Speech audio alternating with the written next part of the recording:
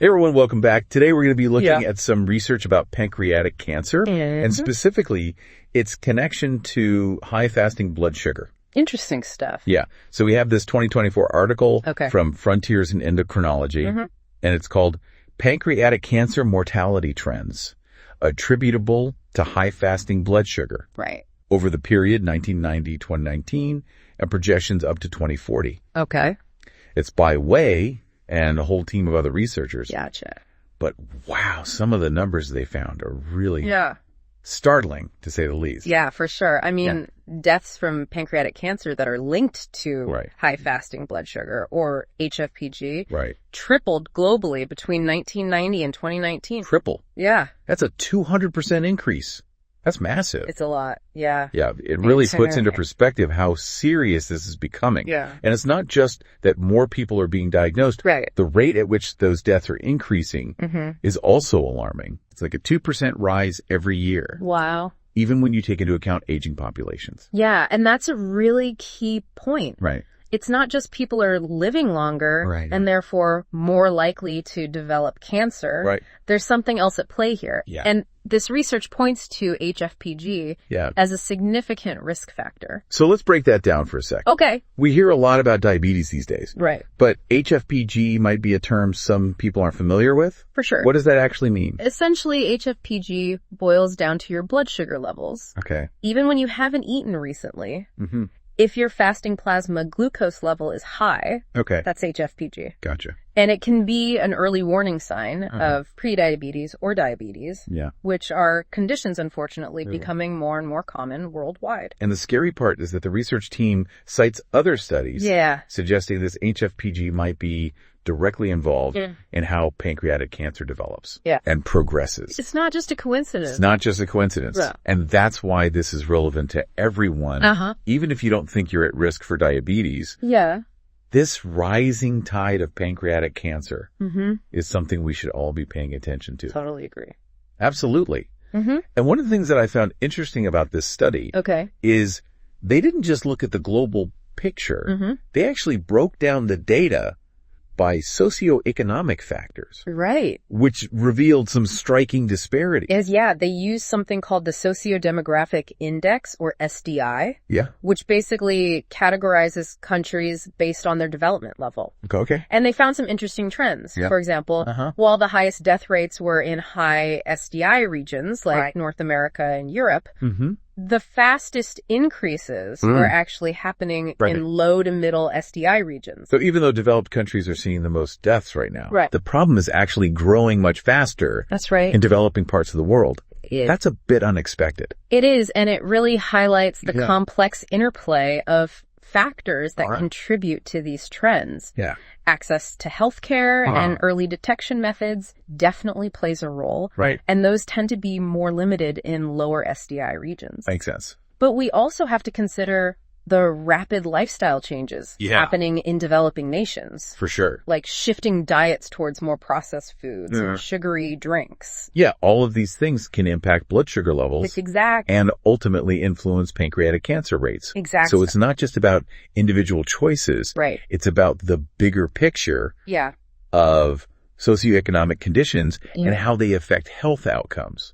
It's a really crucial point. Yeah, that's a really crucial point. Yeah. And that's something we'll need to keep in mind. For sure. As we explore the researchers' projections for the future. Because they didn't just analyze the past. Right. They actually used a model to predict what might happen over the next couple of decades. Interesting. And let me guess. Yeah. The outlook isn't great. Well, let's just say it gives us even more reason to take this issue seriously. Okay, so we've set the stage with some pretty sobering statistics. Yeah. Pancreatic cancer deaths linked to high blood sugar are rising globally. Right. And the trend is accelerating in developing nations. That's right.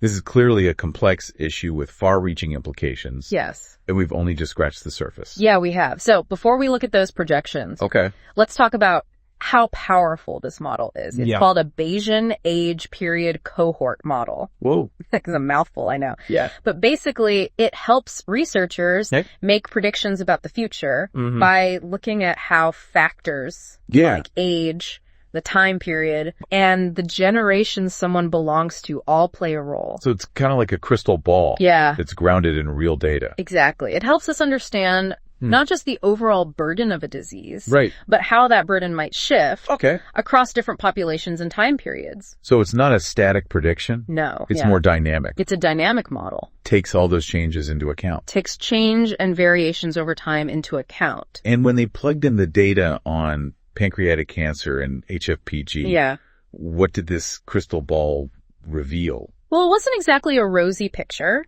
The model predicts that the number of deaths from pancreatic cancer linked to HFPG will keep rising globally, at least through 2040. Wow. And what's really concerning is that this increase is consistent across both men and women. Oh, wow. It's not just one segment of the population. Right. This is a widespread problem. The future, according to the model, doesn't sound so great. But is there anything in these projections that gives us a glimmer of hope? You know, there is. Okay. Remember that negative correlation we talked about earlier? The one where countries that started with lower rates of pancreatic cancer deaths linked to HFPG actually saw faster increases over time. That's right. It almost seemed counterintuitive.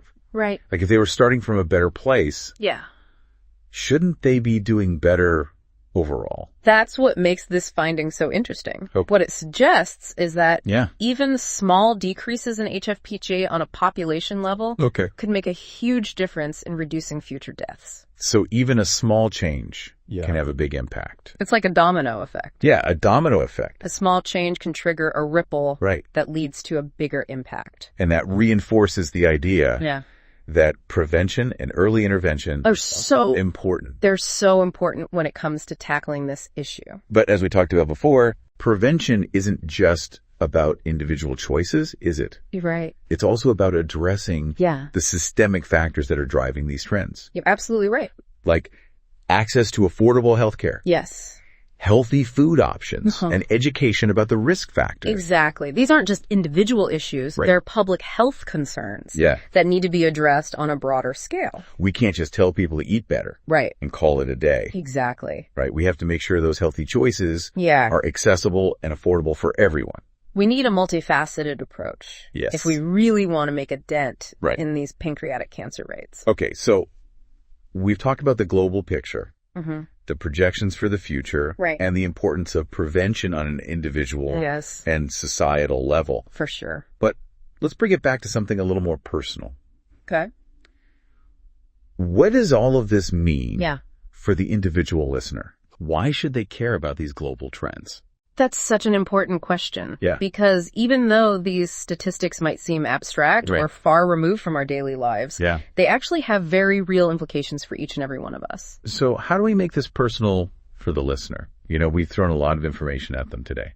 Well, I think for starters, knowledge is power. Okay. The more we understand about this connection between high blood sugar and pancreatic cancer, the better equipped we are, you know, to take control of our own health. Right. Being aware of the risks lets us be proactive. Exactly. Like regular checkups, monitoring our blood sugar levels, and making informed choices about our lifestyle. Those are all things we can control. It's about owning our health and not waiting until there's a problem. Right. But it's also important to remember that we're all connected. These global health trends aren't happening in isolation. Right. They're the result of this complex interplay of factors, including, you know, individual choices, but also societal structures. So it's not enough to just focus on ourselves. Right. We also need to advocate for changes that benefit everyone. Absolutely. We need to push for better access to health care, you know, affordable, healthy food options, and education about the risk factors we've been talking about. This study is a powerful reminder that our individual choices are just one piece of the puzzle. That's right. And it's a puzzle we need to solve together. We do. It's heartbreaking to think about all the people who are already living with pancreatic cancer. It is. Especially knowing that it's often diagnosed late and is very difficult to treat. Yeah, it's a really tough one. Pancreatic cancer is incredibly challenging. Yeah. And we can't forget the human impact behind these statistics. Right. Every data point represents a life, Yes, a life, a family, a community affected by this disease. And this study showed that older adults are bearing a disproportionate share of this burden. That's right. They're facing the most rapid increases in death rates. Which just reinforces the need for better support systems, right? Access to quality care for everyone, but especially for older adults facing pancreatic cancer. Couldn't agree more. We need to prioritize resources. Yeah. For early detection, for better treatment options, and for compassionate palliative care for those who need it. And we can't forget the importance of emotional support for patients and their families. Of course not. It's a journey no one should have to face alone. Well said. And while this particular study focused on mortality trends, it's important to remember that there's a ton of research being done right now to improve the lives of people with pancreatic cancer. Absolutely. Yeah. Scientists are working tirelessly to develop new diagnostic tools, explore innovative treatment approaches, and find ways to improve quality of life for patients. There's a lot of hope on the horizon. It's encouraging to hear, even in the face of these daunting statistics. Yeah. It's important to remember that progress is being made. For sure. And I think that brings us back to our key takeaway today. Okay. Awareness is key. It all starts with awareness. The more we know about the risks, the trends, and the potential for action, the better equipped we are to make a difference. You know, you're right.